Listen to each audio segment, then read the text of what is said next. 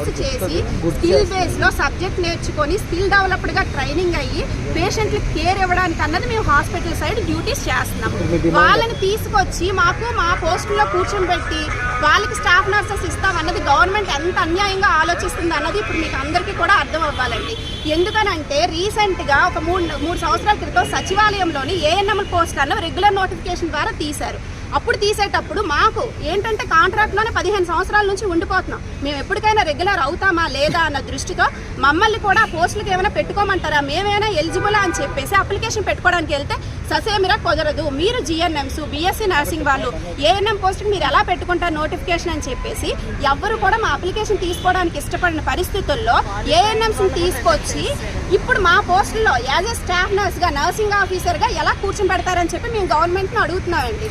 మీరు అనుకుంటున్నారేమో contract staff nurses ఉన్నారు, లేకపోతే నర్సింగ్ రిలీవ్ అయిన పిల్లలు ఉన్నారు, చాలా తక్కువ